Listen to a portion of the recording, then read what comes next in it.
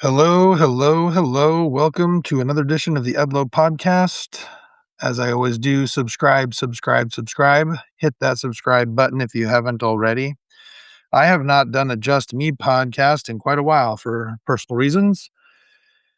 And it was time. I felt inspired that maybe I should do this one. I don't know if I was inspired or if I just was tired of trying to get guests and I wanted some content. I don't know what it was, but I put it out into the universe and I asked for questions that people might want me to answer. And we got a whole bunch of new subscribers lately, which I really appreciate. And I got some doozies. This is gonna be a ride, guys. We got some questions spanning lots of topics that I have been passionately been arguing about. Apparently, so grateful if you're listening to this. Um, Grateful to be doing it. It's really late, by the way, just so you know. I've been running pretty hard lately, between a bunch of different things about obligations I have, but this is important, and I wanted to get to it. I told everybody I'd do it, so here we go. We're gonna start answering some questions, and we're gonna start. I typically start with kind of the less I don't want to say combative, the controversial maybe things. I don't even know if controversial, maybe the meatier stuff I kind of end up leaving to the end. So we'll just ask some of the basic questions, and then we'll get into the meat of what we're going to do today. So let's start here. This is obviously a new listener who asked this. What is your favorite movie? Anyone who knows me well knows that I am just about the biggest Rocky fan of all time. If there is a bigger Rocky nerd out there, I don't want to meet him, um, because I have gotten a lot of yeah. I love the movie. I love Rocky. I love the underdog story. I love if anybody ever asks me to, like, rank movies, like a top 5 or something, I always tell them I have to go by series, because if I don't go by series, it's just gonna be 5 of the Rocky movies in my particular favorite order. So I just say the Rocky series is my favorite movie, for various reasons. If you know anything about Rocky, this is gonna be a little bit of a story time for you, a little education about Rocky. So I always tell people, if you ever want to watch the Rocky films, I'm surprised at how many people haven't watched them. Everyone should. But the first, second, and sixth Rocky are dramas. Three, four, and five are action movies, and I love them all for different reasons. Three, four, and five are just fun.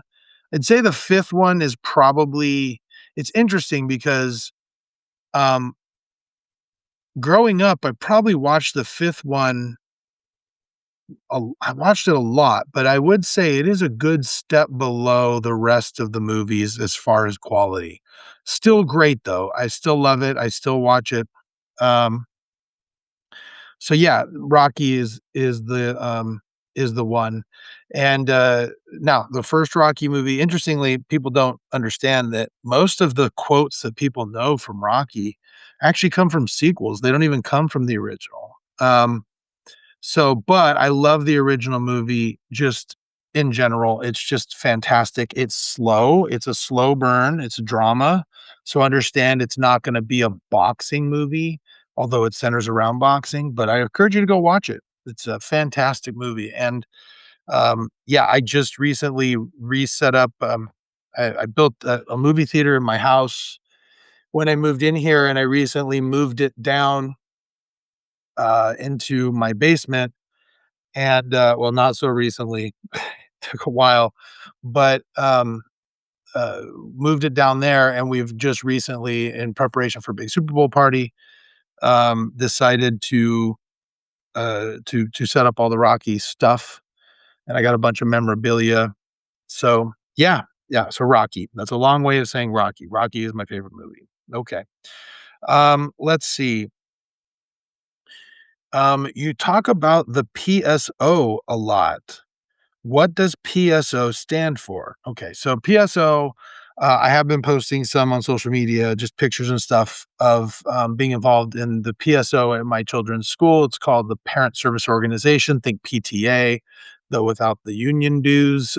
Um, and so I'm involved with that, and, we put on a bunch of extracurricular events and do things to help, enrich the education over at, my kids' K through 12 school, and, big job.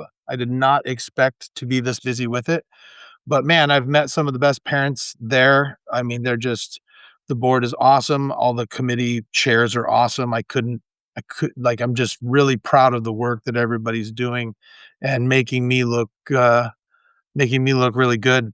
Um, uh, being involved with them. And so, just great people like all around and really care about the kids. And that's something I love about my kids' school is that, every parent is heavily involved. So just, yeah, so that's the PSO. I've been involved in it. This is my first year. I'm actually serving as the president, and, it has been a roller coaster ride. I've learned a lot, and, just been great, but it's not me. Like I say, I'm the president, but I'm not really the president. I am leading from behind. My team, the board is just fantastic. They just all do such a great job. Um,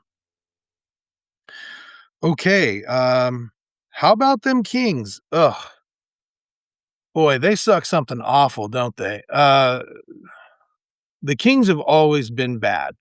They've never really, I mean, they've never won anything. But I mean, of the 40, what is it, 42 years now that they've been in Sacramento, 41 years that they've been in Sacramento. Really, they've only been anywhere near relevant for probably 4 to 5 of those years. So, most of my life, they have been a losing team. And in the last few years, they've been kind of in a purgatory where they're, like, good enough to chase a play-in spot, but not really good enough to do anything in the playoffs. They had that 1 year in 2021 where they were 3rd in the West by some sort of weird fluke. Um, and, I don't actually know, I wouldn't say a fluke. They were really good people. They just kinda came out of nowhere, and they took the Golden State Warriors to 7 games. I was there when Steph dropped 50 in Golden One Center. It was gross. It was terrible. What a ride. That was a lot of fun, and we had a lot of high hopes coming out of that, and, just, hasn't panned out, and now they are literally the worst team in the league, and as someone who goes to most of the games, I gotta tell you, it is painful, to be in there and watching them play. But I will say this as a silver lining. Um, Now that the Kings have kinda shifted their focus away from veterans and starting to develop young players, I am gaining an affinity for guys like Dylan Cardwell, Maxine Renaud, Nick Clifford, Keegan Murray, if he ever comes back from his ankle injury, Daquan Plounder, I think just came up from the G League, and is playing really well in the couple times I've seen him so far.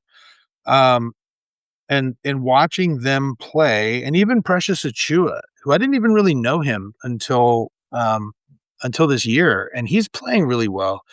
Um, and then it's fun to watch Russell Westbrook play because he's just yeah, every once in a while he puts up a shot or does a dumb thing, and you're like, "God, there he is," you know. But but it's fun to watch him play. He's one of the best to ever do it. So yeah, but yeah, it's tough. It's been a tough year. I'm like, it's only the All-Star break. Oh my gosh, it feels like it's been forever watching this. But man, hoping we get a good draft pick and things turn around. And I don't think I think in the next couple years it's gonna be a rough road, but 2, 3 years down the road, if they do this right, I think we're gonna see a spark. But man, we've been saying that for a long time, haven't we? Um, Anyhow, okay, I'm really far away from my microphone. I don't know what's going on over here. Anyway, um, so yeah, here we go. By the way, those of you on YouTube, peep the new background. Created that and it's going pretty well, I think. those of you who are listening on audio, well, you're missing out on my fancy well, it's not that fancy. Just yeah, it's not that fancy at all. Anyway, you're not missing anything. So, okay, now let's get into some well, do I have any more? Not really. No, the rest of them are big ones. All right. So let's start with some of these. Um, someone asked, um, what signals are women looking for that a man is interested in them? Um, I am not going to pretend to know what women are looking for to know that a man is interested in them. I couldn't tell you. But I do have some I'll share some thoughts I shared with my son when he was growing up, and I actually think I recently just shared this with his best friend Dom, who I actually, did a podcast with a few weeks ago. Love that kid. I gotta tell you, that's another thing I've been very blessed in my life on a complete aside. This is my podcast, so you listen to what I wanna say. Um, so I am really blessed that all of my kids have really good friends. And I say that because I know that my parents sometimes when I brought kids, like friends to the house, were like, oof, could have done without that. You know, that was very rare. I'm still really good friends with most of my friends from high school, but there were a couple questionable ones that came through the house from time to time. And I have been really blessed that my kids tend to be really great judges of character that I know of. Um, I have yet, I mean, whether it be for church friends, school friends, whatever, I don't think I've met a bad kid yet. You know, they're just all really, really, really good. Um, so anyway, so back to the question. Rather than answering the question, what signals are women looking for that a man is interested in that? I think I'm gonna kinda change that around and say, I think what you should probably focus on instead is things that you can do the things that you can do to show interest, and also things that you can do that are very basic that I think could make you more attractive to the women. I really am surprised, when I talk to people, I've had the opportunity to talk to a number of people in, kinda like an LDS, a singles space, which is a very, very small, um, subset of humanity. Um, I've had an opportunity to speak to some people in that space over the last little while, and, a lot of them by virtue of the podcast I did with, LDS singles, influencer named Stephanie Lynn Ray, who I've known for 20 plus years, and, uh, yeah, I mean, I've been surprised at how, um well, I think we'd be better off to talk about some of the things that I've noticed in that space, and the things that I've noticed is there's a lot of people out there who are really just almost like there's an identity within being in the space, and I think rather than spending so much time focusing on what the other gender is doing, perhaps you'd be better off spending your time trying to be the person, like the best version of yourself.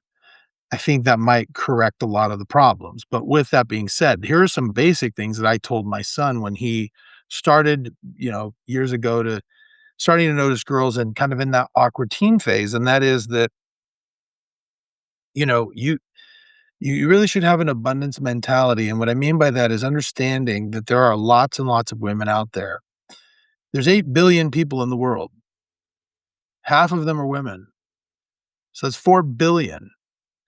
That means if 1% of those people, um, or those women are attracted to you, that's about 40 million women.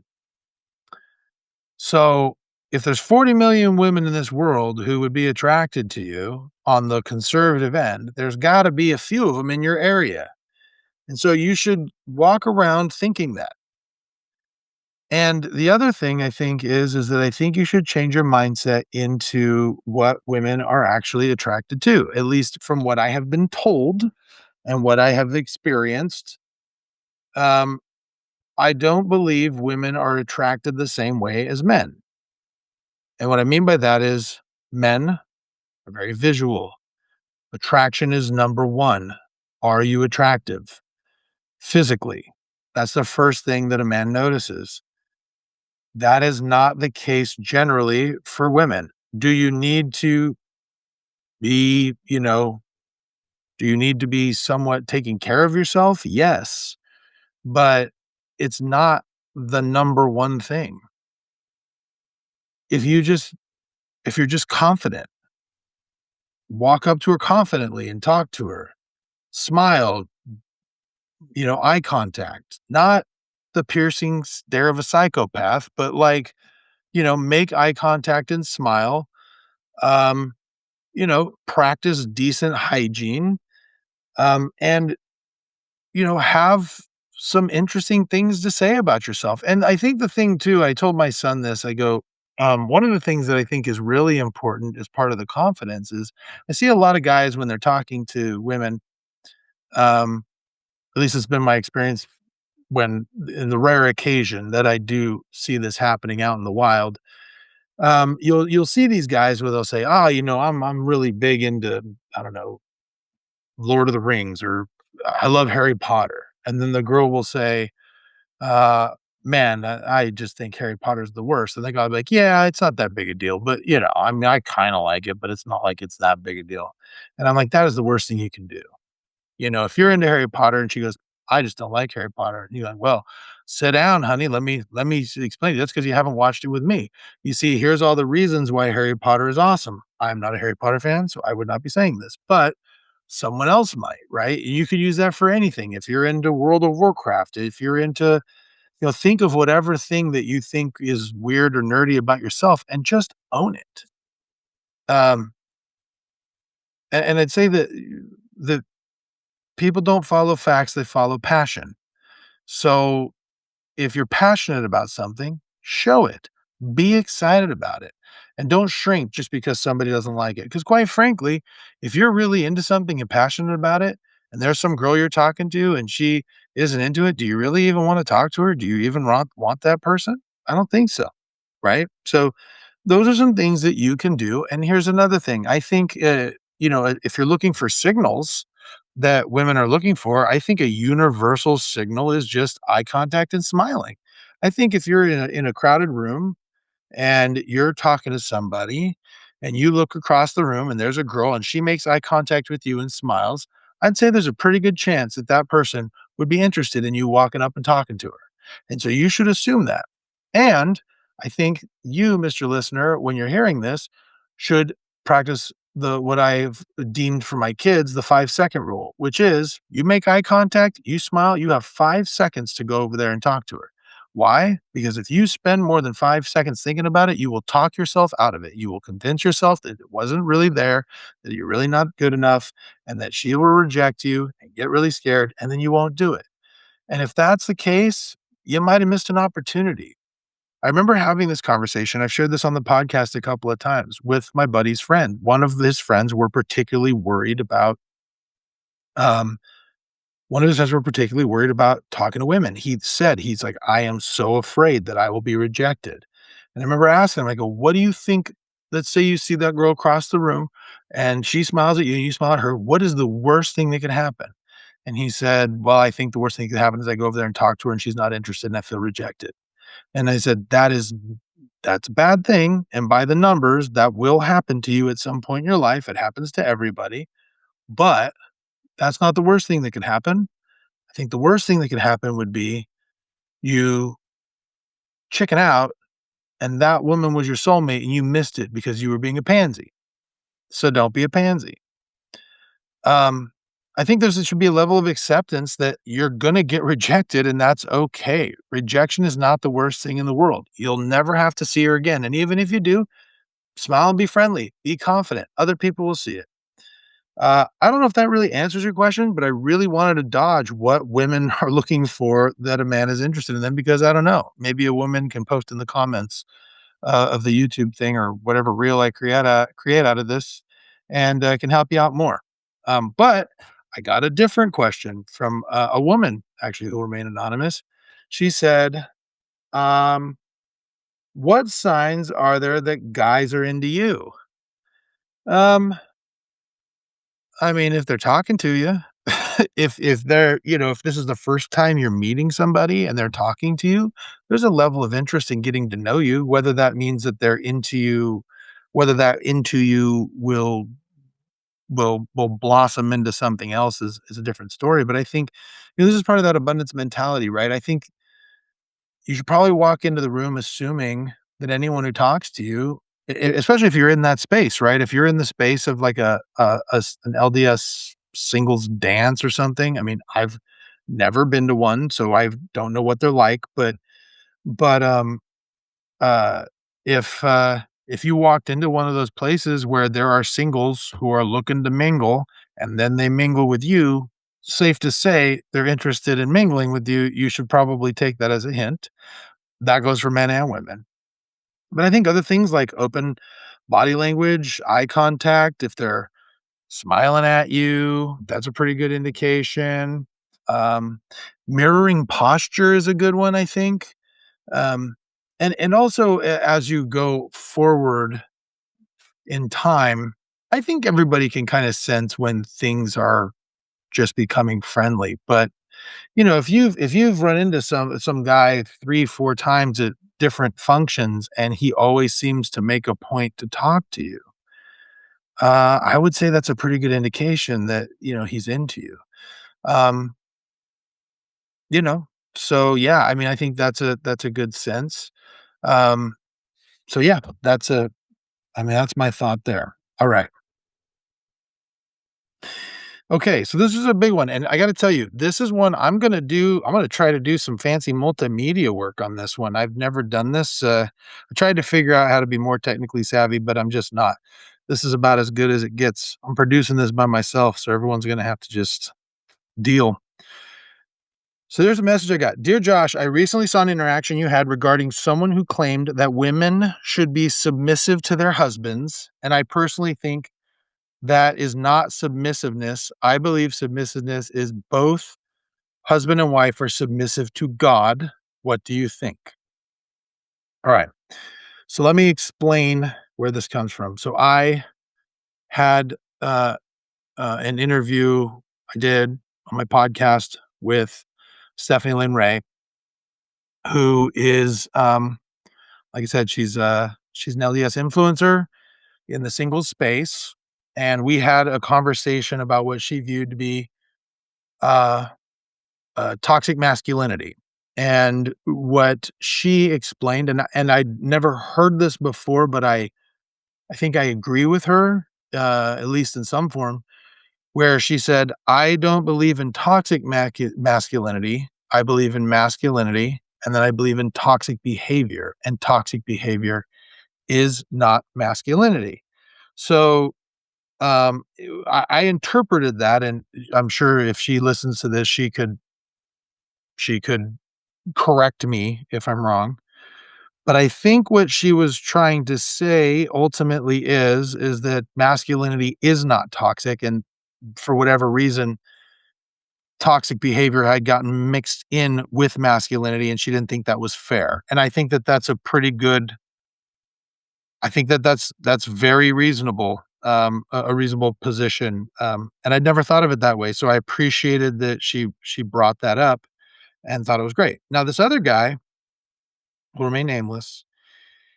he responded to it, and he did for whatever reason, he just did, like, videos. He just videoed himself talking. Maybe that's just his way of communicating. Maybe it's faster for him. He's an oral processor rather than a written processor, which is totally fine. I kind of identify with that, so that's probably fair.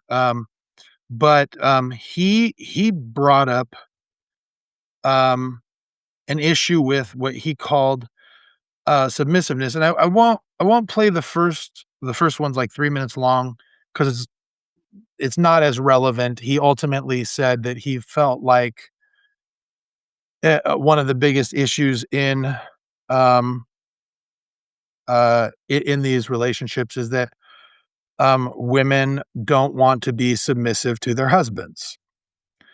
And so my response to that was to define what you mean by submissiveness. I asked him, I said, please. So can you please I said, define what you mean by submissiveness, please. And he responded to it.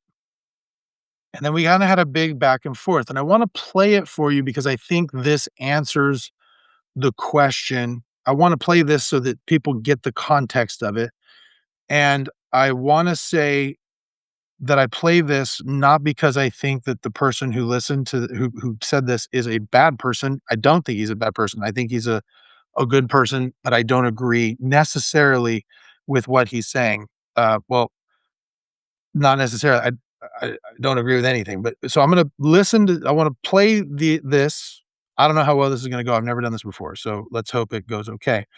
But I'm gonna play this, and I'm gonna pause it and respond with the responses that I gave in written form here on the podcast. So here we go. Let's see if I can do this. Morning. That's a great question. Let me preface by saying that in the end, it doesn't matter what my definition of submissiveness might be, if I have one. Just like humility, courage, chastity, charity, these principles have a nature, they have a God. And if we're going, I can give you my, insight into what the practical applications of these things would be in a situation like the one we're talking about. But if we're going to remain rational, intelligent beings, well, they cannot have any private interpretation. We have to agree. Okay. So let me stop right there. So, First of all, he uses a lot of big words and a lot of romantic language. So, um, but let's break down my response to that in basic terms. We talk about private interpretation in our church all the time. Every sacrament meeting talk, every church meeting we have. Let me give you an example of what I'm talking. So, um, my I live next door to the temple president in my area, and he used to be my stake president. And so when I moved into my house, I he invited me over for dinner, so my family went over there, and as we were eating, he was like, "Oh, so did you have a good Sunday?" And I go, "Yeah, the Giants won. Good day." And he goes, "Oh yeah, yeah, we don't watch sports on Sunday." And I'm like, "Ooh, could have got that one." See, this is why you don't. This is why I shouldn't have moved in here, right? Like this is the reason. This is the reason why. And then the conversation continues, and he goes, "Are your kids getting any use out of that pool yet?" And I go, "Oh man, they would have been in there today, but yeah, wouldn't you know it? Uh, we don't swim on Sunday." And he looks at me and he goes, "All right, so I don't want you to judge me, but I want you to know that I let my grandkids swim on Sunday. So I hope you're okay with that." Now, I bet both of us going into a temple recommend interview, when asked if we keep the Sabbath day holy, we would both say yes. And if we explained that I watch sports on Sunday, but don't let my kids swim, and the temple president doesn't watch sports on Sunday, but does let his kids swim, we would both end up with a temple recommend. We have conversations like this all the time. hey, what does it mean to you when, what does it mean to you? The word of wisdom mean to you? What do you mean? What is anything that we talk about that doesn't have a strict definition? What does it mean to you? What does it mean when the prophet says this? Hey, when he says, come to me like a, little child, what do you think that means? What does a little child mean? These are all things that we do every single week in church. So this idea So that somehow there is that we're not allowed to have a private interpretation, yeah, it's not super clear. That's why rational human beings talk about it. Okay, so now let's go on to his next points. let me give a couple of examples. I'll go from scripture first, talk about when the natural man seeks to become a saint through the atonement of Christ the Lord. We must be become as little children, submissive, meek, humble, patient, full of love, willing to submit to all things which the Lord seeth fit to inflict upon us, even as a child doth submit to his father. I think that does a decent job of illustrating what that relationship is like. Let me give a more Okay, so let's talk about that. So let's remind what the question is. The question is, what is your definition of submissiveness, meaning submissiveness of a woman to her husband, a wife to her husband? Now, what he's saying is scripturally sound, but that is a scripture about everyone submitting to God, our perfect God, not necessarily to a husband. So my question to him was, is that what you want? Do you want your wife to submit like a little child to all the things that you inflict upon her? Is that your definition of submissiveness? Right? Now, let's see what he says next. one. In the world of men, we exercise submissiveness all the time with each other. Whether you work in the trades, construction, agriculture, law enforcement, the military, we organize ourselves as men working around each other into hierarchies, which inherently deals with this leadership and submissive roles. And it doesn't always come down to who has seniority or who's smarter or anything like that. Someone rises to the top in any given group, even if you're just moving a neighbor out. Okay, somebody starts voicing the vision of, okay, here's how this is all going to work, and in service of let's get the job done, ego is made subservient to the task at hand. And so we will organize ourselves behind whoever we deem to be the leader, as assistants, as apprentices, as juniors, and we'll move on down the path.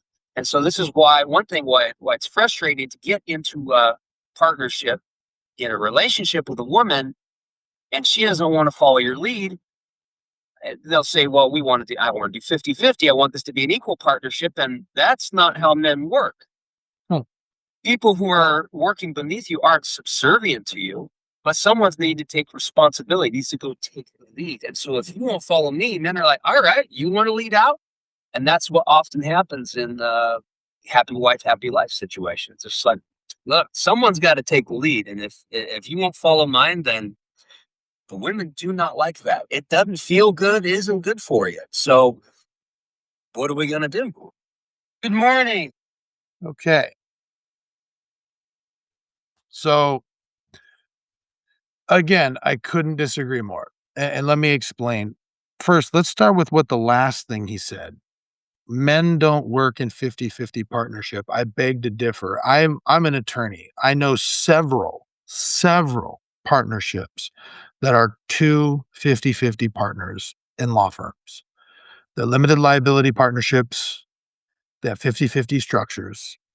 And here are the rules to having a 50-50 partnership, and that is simply that both parties have a fiduciary duty to each other and the partnership. They are not, by law, allowed to do anything in their own self-interest that would negatively affect the partnership. So the idea, and I've seen it work, where basically two partners have to reason together and neither one can just get what they want um, all the time. That's not how it works. Now, as far as these hierarchical structures, these things that he's talking about, I don't agree with that either. The notion that he's using are these structures like manager employee relationships, military, um, police, these hierarchical structures where there are a superior and a subordinate. And so, if you're talking about military, do you believe that you are the general and your wife is the staff sergeant? Do you believe that you are the police chief and your wife is a captain? Or do you believe that you're the manager and she's the employee? That you have greater than 50% uh, say in what goes on? And these are all questions that I asked him. I asked him these questions after he posted um, this video, and I just the whole point of it was to say, you know, I don't believe that. I believe in 50-50 partnership. And I don't believe a husband is an employer. I don't believe he's a manager. I don't believe that the wife is an employee or a grunt. I believe that you're supposed to work together as equal partners, maybe with different roles, and those roles are defined within the partnership of each partnership as you pray and you ask God what those partnerships should be and how that should work.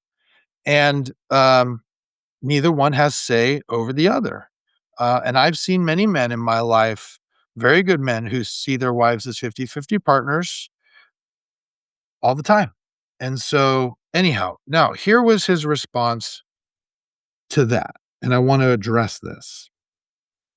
So I'm going to stay the course because I am in the habit of well, Josh, let me say right off the bat that I haven't seen your entire discussion with Stephanie, but I was impressed with what I had seen. Felt like you're having in the habit of having good discussions about important topics and that you approached it in good faith with her so that even though there wasn't perfect alignment, you had a good feel to it, good flow. I do not feel like you have extended that same courtesy to me. It seems to me that you have taken the least generous interpretation of each of my points and then written a paragraph against that. So Let me just address that. So, after I saw this video the first time, I actually reached out to him and I said to him, I said, "Hey, I'm willing to accept that maybe because I don't know him personally, and like I said, I assume he's a good guy. Um, so I said, okay, maybe I got it wrong. Maybe I'm interpreting what you're saying wrong. But when you give me nothing but hierarchical structures and you use the words like we build ourselves into hierarchies, and then you use words like there's a leader and then there's other people beneath the leader, it tells me that you each of believe my points. you believe that the husband is greater than 50% of the partnership. That leadership means you get the final say. Anyhow, And then written a paragraph against that. So I can't even be upset about how this turned out because you weren't arguing with me. I was. That was straw man. No, it wasn't. So I Again, and like I said, I don't think this guy is a bad guy, but no, it was not a straw man. I didn't set something up that wasn't there. And again, I reached out to him and asked him to explain where I went wrong. He never responded. don't even know that you probably won't even listen to this. I did. And I had a really good date night tonight. So I'm in a rarefied space. So I won't stay here long. I'm sure you did. I'm sure you did. I ought to put something out into the ether for whoever is watching this stuff, following on the discussion. So, first of all, we are not in the habit in our Sunday schools and in our gospel discussions bringing up, or rather, merely bringing up our own interpretations of what the words mean. Okay, what we're there is to learn doctrine, to be instructed both by Holy Writ and by the living prophets. And though we may come with our own private interpretation, because that is the tendency of man to do, we then surrender those private interpretations to what is. And if we don't, as I said before, we cease to be rational, intelligent beings because there is no learning without understanding, again, what is. If everyone can just have their own view of it, we cannot be unified. We cannot have a common understanding. And we are all ships on the sea driven with the wind and tossed. That's a poor use of your Sunday school time. Anyway, what else?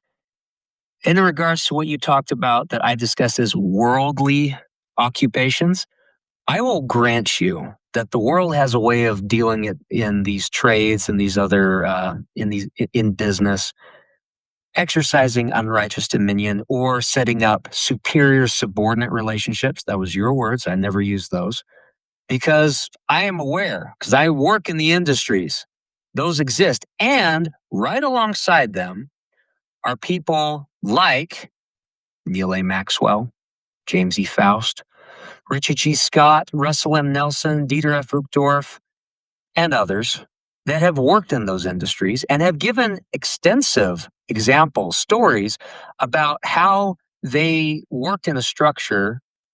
First, that they conducted themselves in these industries in a godly manner, which is what we're called to do. And specifically, why I quote them there is they gave examples of that dynamic of having leadership and a team that works in submission to the one who takes on the responsibility of leadership. And anywhere that takes place, business and industry moves on in a godly manner. Okay. So, no, I'm not calling people to take on worldly examples. I'm expecting them to all take on godly examples and exercises because this is an eternal principle between fathers and children, between wives and husbands, and between masters and apprentices. Okay. So you are not God. You are worldly. We all are. So, yeah, yeah. First of all, a benevolent master is still a master. A benevolent boss is still a boss. So when you say things like, well, you're the one who used superior subordinate, you're right. Because every structure that you are referring to, and when you're saying things like leader and below, you are suggesting superior subordinate. You don't have to use the words. Everything you're saying, even a hierarchical structure, suggests that there is a superior and there is a subordinate. So so saying that that wasn't the words and that that doesn't mean anything, and so it sounds to me like I gave you the exact interpretation of what you were saying. Now, you referenced godly people who worked in these industries like Neil A. Maxwell and Russell M. Nelson and all of these prophets and apostles, and you expect people not to be worldly but to surrender to the godly people. So I looked this up actually in preparation for this. I'm going to read you some quotes. Spencer W. Kimball. We do not want our LDS women to be silent partners or limited partners, but a contributing and full partner. Ezra Taft Benson. In the marriage covenant, husband and wife are equal partners. Neither exercise dominion over the other. Decisions should be made jointly with mutual love and respect. Howard W. Hunter. A husband and wife should be equal partners in a marriage. President Gordon B. Hinckley. Marriage in its truest sense is a partnership of equals with neither exercising dominion over the other, but rather with each encouraging and insisting the other. Here's another Gordon B. Hinckley. Under the gospel plan, marriage is a companionship with equality between the partners. We walk side by side with respect, appreciation, and love for one another. Here's another Gordon B. Hinckley. In the marriage companionship, there is neither inferiority nor superiority. Marriage, in its truest sense, is a partnership of equals with neither exercising dominion over the other. L. Tom Perry. Therefore, there is not a president or a vice president in a family. The couple works together eternally. They are on equal footing. Boyd K. Packer. No priesthood authority gives one spouse dominion over the other. President Thomas S. Monson. Your wife is your equal. In marriage, neither partner is superior nor inferior to the other. You walk side by side. President James E. Faust. Every father is to his family a patriarch and every mother a matriarch as co-equals in their distinctive parental roles. In marriage, neither is superior. President Russell M. Nelson, one of the most precious wellsprings of joy is a sincerely equal partnership between husband and wife. Now, sir, I just read you quotes from every prophet for the last 50 years.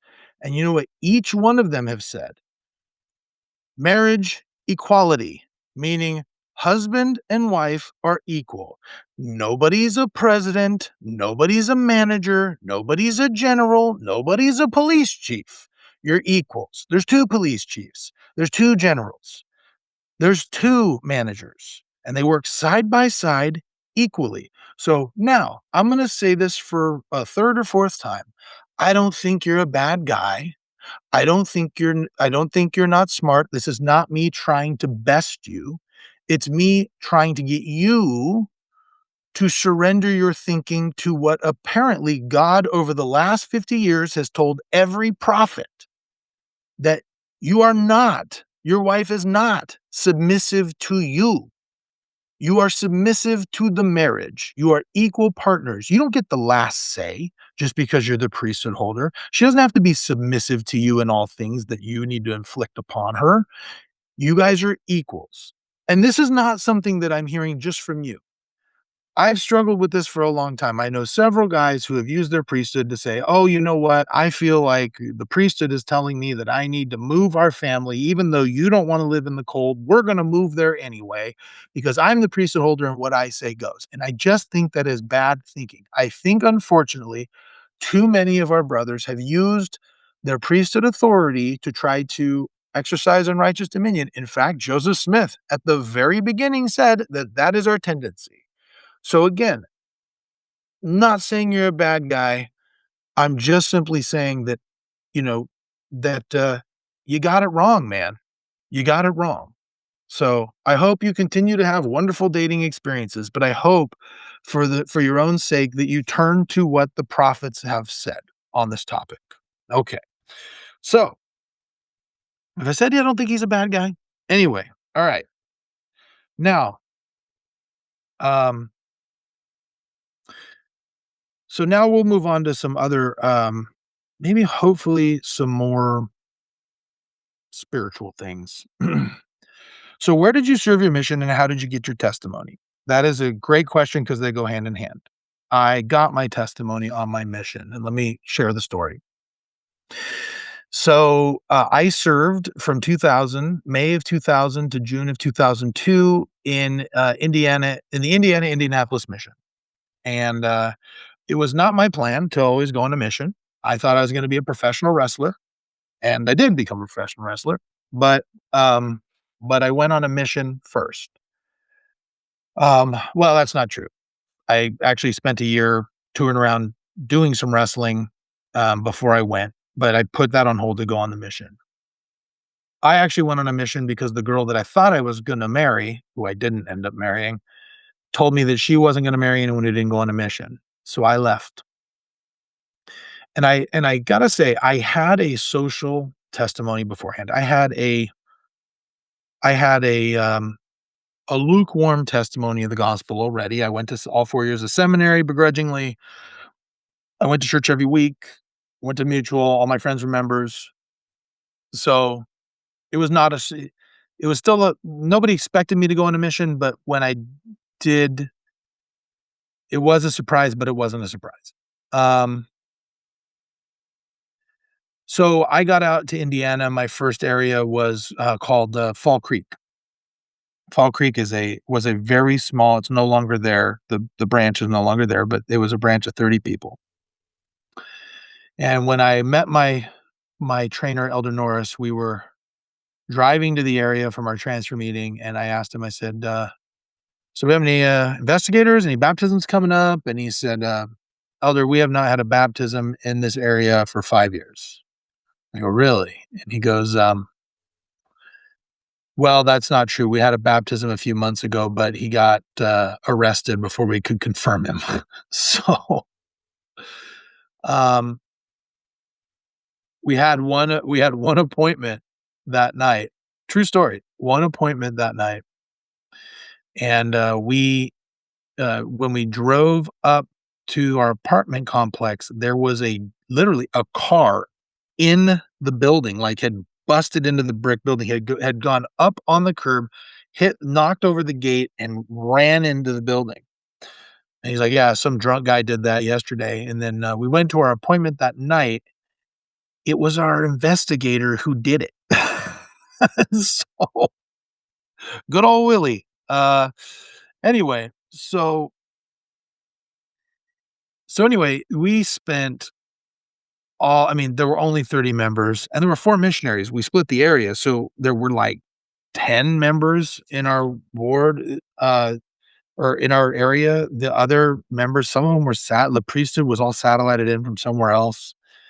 So there was just not a lot to do other than tract. And we were tracting. It was the middle of the summer, humid, and just rejection after rejection after rejection after rejection. And there were 2 big mega churches in our area. There was the Eastern Star Baptist Church and the Calvary Temple, and everybody went to one of those. And they all believed seemingly just as much as I believed, if not more, in what I believed. And so one day, after a few weeks of this, just sweaty, hot, sitting there, we're at lunch. My trainer and I are about ready to go out, and I look at my trainer and I go, how do we know that this is all true?" And he's like, "What do you mean?" And I go, "Well, we run into people like all the time, and they they seem to believe this stuff just as much as we do. So how am I supposed to know that what I believe is true when they believe what they believe just as much as I do?" And he looks at me and he says, "Elder Edlow, what do we ask our investigators to do when they want to know if what we're teaching them is true?" And I said, "Well, we ask them to pray and ask God if it's true." And he dropped to his knees immediately and said, "Will you pray with me right now and ask God if the Book of Mormon is true and Joseph Smith is a true prophet?" And I just felt stupid. I felt stupid as I was starting to get down on my knees. But as I got down on my knees, I remember in my head, it became very apparent to me in that moment that my lukewarm testimony was not going to get me through it. I had to know whether it was true. So as I was kneeling down, this was the first time that I had really put Moroni 10, 3 through 5, Moroni's promise to work. And it was the first time where it was really a line in the sand. I remember saying to myself, "Okay, okay. Um, if you tell me this is true, I'm all in. But if you don't tell me this is true, I am all out." And I remember I started my prayer and I couldn't even finish before the Spirit hit me. And, with tears in my eyes, I looked at my companion and I said, "Let's get to work." And that day I fully committed, and I have been fully committed since. And that doesn't mean that I've done everything perfectly. Way far from it. Way far from it. You know, I make mistakes every single day. And but that testimony has burned within me since. And that doesn't mean there aren't questions or anything like that, but I have believed ever since. And I'm grateful for Elder Norris, Jason Norris of Price, Utah. I believe he lives in Salt Lake right now. We text every now and again, but I don't know what city he's in. But I am really grateful for him for having the faith um, to do that. He is a freaking stud. He really is. Um, anyway, what is your favorite scripture and why? Matthew 11:28. Come unto me, all ye that labor and are heavy laden, and I will give you rest. Um, and that's my favorite scripture because it encapsulates what the Savior can do for you. He says, all ye that labor and are heavy laden. Heavy laden meaning heavy in heart, contrite in spirit. You're sad, you're hurt.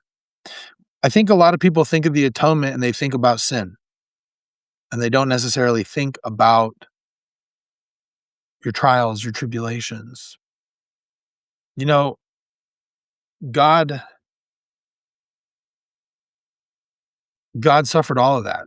The Savior suffered all of that in the garden, and he did that to succor us. He did that to let us know that so that he knew what we were going through so that he could better succor us through it. Um, and I believe that. And so, yeah, um, I don't know how much rest I've gotten, but I am grateful nonetheless. What was the best experience you had on your mission? That could go a bunch of different ways. Thought about talking about burritos as big as my head from La Bambas. I recently so last year, my son is currently serving a mission in Peru. I just talked to him today. He's doing great. He's getting transferred to a new area that I can't pronounce. It's a fish town. He's like, the whole town smells like fish, and he's like, it's on a port, and he's just like so excited. He's going to be out there. He's going to be the senior companion. He's going to have a guy. He's in, like I said, he's in Peru, and he's got a guy who's a native Spanish speaker, and it was just so amazing. I'm so impressed with him because that sounds daunting to me. Wait a minute. You mean I'm only going to be speaking Spanish with this guy? And he's just like, no, this is great. I'm going to know Spanish so well after this next 6 weeks. And I'm just like, man, what a positive attitude. Sometimes I wonder if he's just hiding things. He was actually really funny. He goes, yeah, now because he's a Spanish speaker, when we talk on Mondays, I can tell you what's really going on because he doesn't know what I'm saying. So that was I thought that was pretty funny. I think I'm gonna get an earful when he next week. But anyway, uh, so yeah, but I took him back to my mission, and I thought that was such a great experience. We went there to see the Royal Rumble, and I took him to La Bambas, the burritos as big as your head. They're literally the biggest burritos I've ever seen in my life, and they loved them. Anyway, Austin learned, he told me when we were leaving, he goes, if we would have flown in here and just kinda, like, come to the Royal Rumble, he's like, "This would have just been another town, but seeing how much this place means to you tells me that I'm gonna love wherever I go," and that really hit me in the feels, and I got to go to the temple with my 2 boys and do baptisms in the Indiana temple, which was not there when I served, and I got to talk. I actually, it's a funny story. I walked in there to do baptisms, and when I did the baptisms, another missionary who I didn't serve with and didn't know, but he came in who had served just before me, and I was able to baptize him for his people, so I thought that was pretty great too. But anyway, those weren't on my mission. So I thought about La Bambas. I thought about meeting my mission mom, Sister Hughes, who is to this day, I love her to death. I talk to her even now. I just was messaging with her yesterday because she taught me how to make tortillas and salsa, and I was asking her, I'm like, "Can I put these in the fridge or should I keep them out?" Like, I was just asking her questions on how to do it. And so anyway, uh, so I thought about that, but I thought I'd go in the spiritual direction was one of my favorite experiences. So in that same area in Fall Creek. I served there 7.5 months, and about 4.5 months in, we were tracking again, and we ran into the door of somebody by the name of George and Marcia Fisher. So Marcia, they were in their 70s. Marcia answered the door and let us in. And we sat down. I'd been out 4.5 months. My companion had been out a couple weeks. Um, and she said, I really want you guys to talk to my husband, George. He's been having a real rough go. And I go, yeah, sure. And she goes and gets him and he walks out. And it became very apparent why he was struggling. George had a stroke that had paralyzed his entire left side. So his arm didn't work right. Left side of his face was drooping. He could barely talk. And you could tell he was really unhappy. He sat down and through mumbled words, he shared with us a story. He said that since his stroke, he'd been trying to figure out what he could do to keep himself healthy. And so he started doing the only exercise that he knew how to do, that he knew he could still do, which was walk around his block. And a few weeks before we came, he was walking around his block. We were in a particularly rough area of Indianapolis. Some gangbanging kids came up to him and mugged him and knocked him to the ground.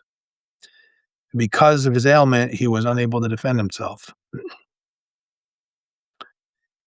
And he came home and he was depressed and he was sad and he was upset. And he asked a question that we probably all at one point or another, I know I have asked many times. I don't understand why God would put me through this. I don't understand why this is happening to me. And he was angry. And he said, you talk about this plan of salvation. Well, how come that plan isn't working for me? And I had no idea what to say. I was 19 years old. Like I said, I'd only been out 4.5, 5 months maybe. And I just said, I couldn't tell you, but maybe there's something in this book that can help you. And so we committed him to reading 3rd Nephi chapter 11 and Moroni 10, 3-5. We said goodbye. We left and we didn't think much else of it. Set up another appointment. 2 days later, we come back. And before we could even get to the door, Marcia answers it and says, come in, come in. I'm like, oh, okay, we come in. And George almost like it's like he's skipping out of the bedroom. He comes out and he's got the Book of Mormon in his hand. And he starts talking. He's talking so fast that because of his ailment, I can't understand what he's saying. And Marcia was like, I don't know what's in that book, but he's different. And he started showing us the markings. He had marked stuff in 3rd Nephi 11, 12, 13, 14, all the way through 27. He wanted to pray with us. We came back every other day for months. He came to church, and on Christmas Eve, he and Marcia were baptized into the church. And after the baptism and the confirmation, which was done on the same night, Marcia bore a testimony about how when we came around, that her husband had been changed and her family had been changed, and how grateful she was for the gospel in her life. And that meant a lot because the next week, on Christmas or on New Year's Eve, I was expecting a transfer call. But before the transfer call came, I answered the phone to George and Marcia's son to call me and let me know that Marcia had had a massive heart attack and was in the ICU. And we were able to go over to their home and sit with George and talk with him about the gospel. And he shared how grateful he was for the knowledge that no matter what happened one way or another, that he and his wife will be together forever, and that he knew God had her in his hands. I was transferred on January 2nd, and because of the mission rules, I was not allowed to write back to um, to my converts, and this was back before email in the Stone Age, so it was just all snail mail. So I don't know what happened to George and Marcia Fisher, but here's what I do know. I know that a family that was hurting received comfort from knowledge of the gospel, and that was my favorite experience.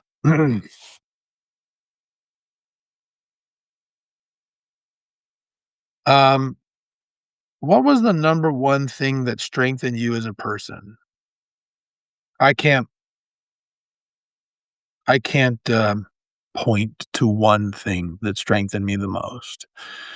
I think that my life in general and all the strength that I've received is an amalgam of all of the trials that I have had to go through in my life and all of the blessings I have received thereafter. So, um, there isn't one big thing, and I think that's what life is like. I liken trials. I think there's a premise that we need to know, we need to understand. Um, Trials appear to be not just a part of this plan of salvation, but an essential part. It was written into the deal. Um, because just like our physical bodies, I go to the gym. I try to go 6 days a week. Your muscles grow through pressure and the muscle breaking down and tearing and then building back stronger. Similarly, I think about my going through college. I remember I started when I came back from my mission at community college. And I remember having a 3-page minimum paper and being like, oh man, I don't know how I'm going to get 3 pages out of this. This is super stressful. And having to read 15 pages a night for school and being like, oh man, this is super stressful. And then once I got done with community college, I went to Sac State. I went to a 4-year university, and I was like, oh man, this is really hard. Upper division. Now I'm reading 30 pages a night. And I'm going, "Oh, man, this is crazy. This is nuts." And then I got through that, and then I went to law school, and then I was like, "Holy cow. This is insanity. I'm reading 60 pages a night." And we're studying like crazy, and it's just now my papers are a 30-page maximum, meaning I write 30 pages and I wanna write more, but I can't. I gotta cram everything I wanna say into 30 pages. And then I look back when I get through law school and I look back at ARC, at the community college, and I go, "What was I worried about?" Well, yeah, because back then when I was at community college, that was the hardest thing I'd ever gone through. And then when I got through law school, that was the hardest thing I'd ever gone through so far. And so there's not we can think about one big event. We probably all have one that you look at and you say, "That's the worst one," but that's not the one that strengthens you. It's not the one workout. It's not the one trial. It is the many trials that you go through, going through the refiner's fire over and over and over that strengthens you into the person that God wants you to be. So, how do you like how I dodged that question? All right. So, um, what is the biggest lesson God taught you and how did he do that?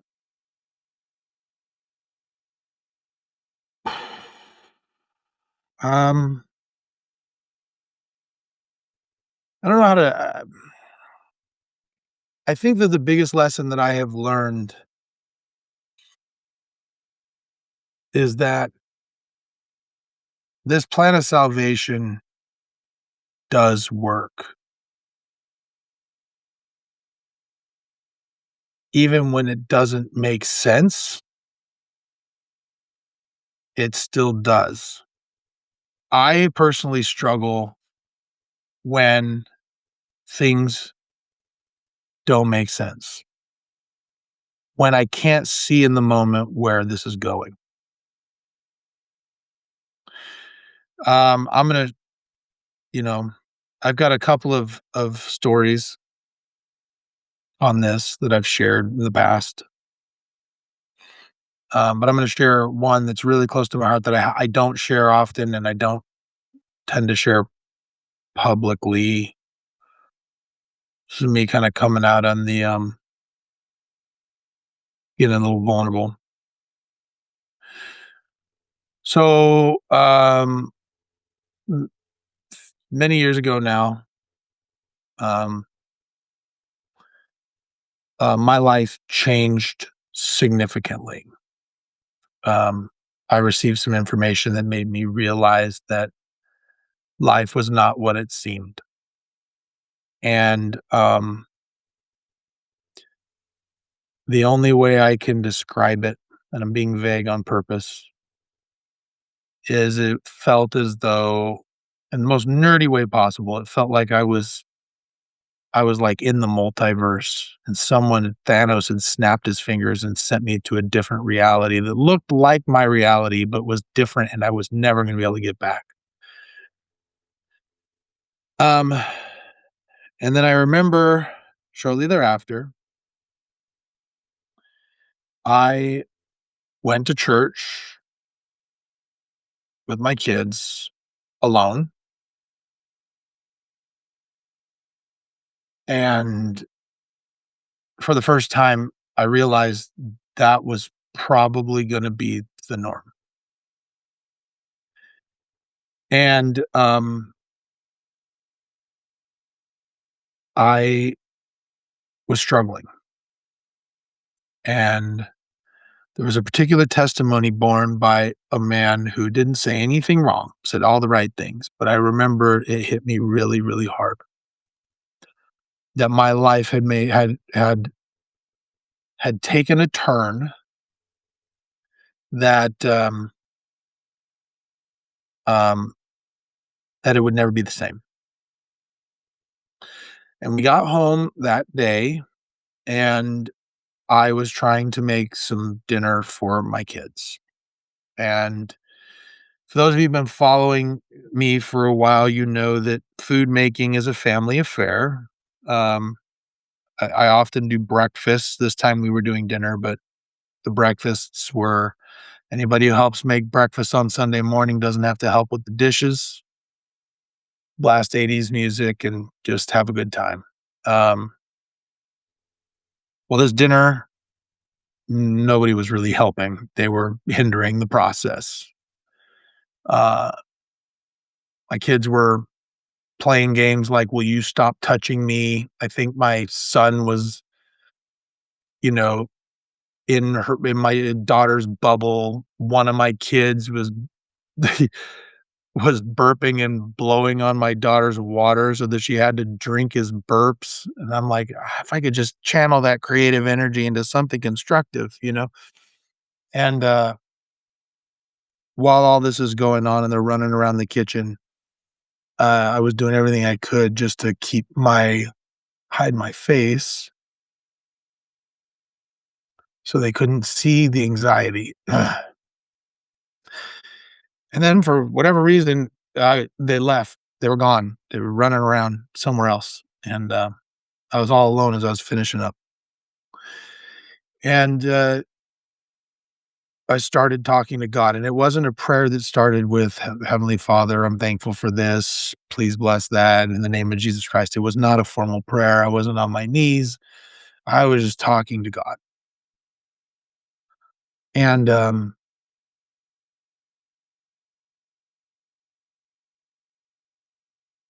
it was a hard talk. I remember being like, "Is this is this what I'm owed? Is this what I get? I served a mission for you. I I go to church. I magnify my callings. I pay tithing. I Yeah, I haven't been perfect, but I've done my best. I've been an elders quorum president. I've been a bishopric. I've been on a high council. I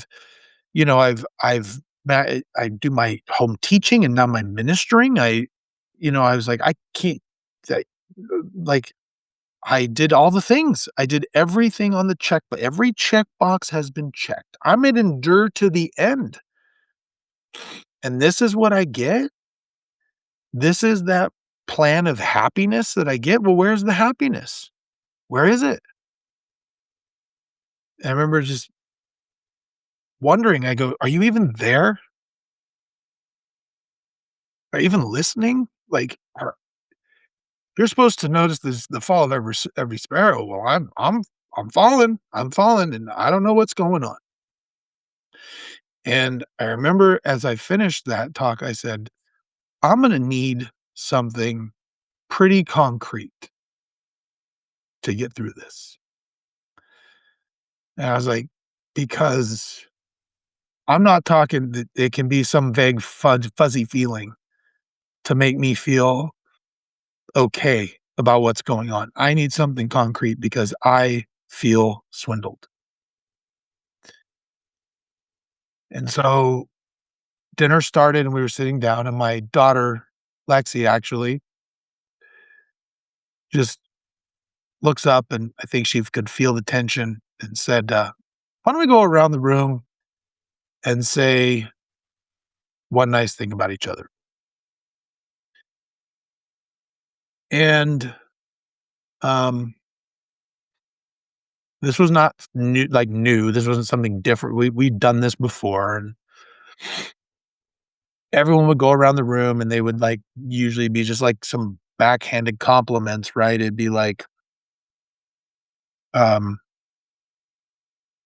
my son saying something derogatory about his sister, or the sister talking about my son blowing up the bathroom or something.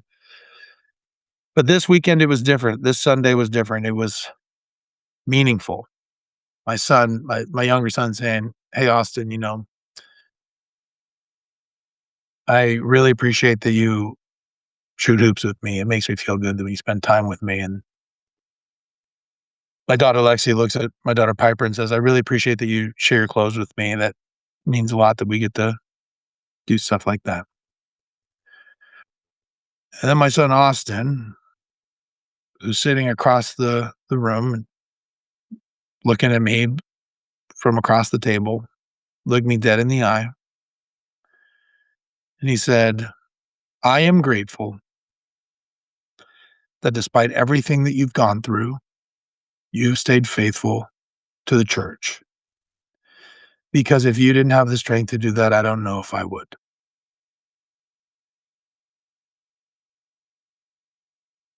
Now, I have never had any sort of a manifestation like Joseph Smith where they had a first vision, or I've never had an angel come to me that I'm aware of.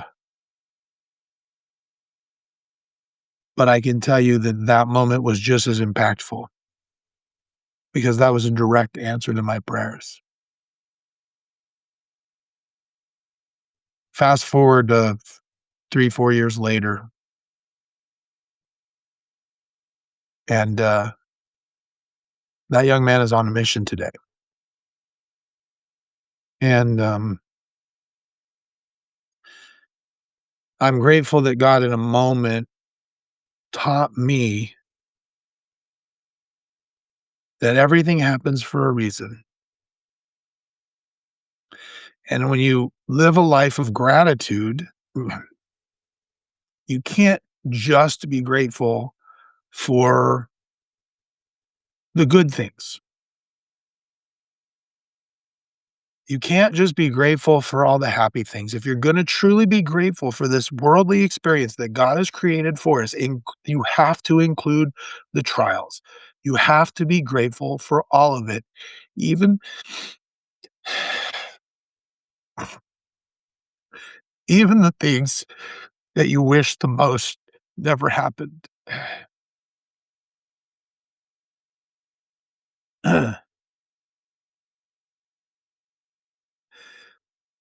So So I know that this plan works. I felt it in my life. Everything that I've gone through, I would go through again in a heartbeat because I know that it's been God led. And so thank you for the questions. That was the last one, I think.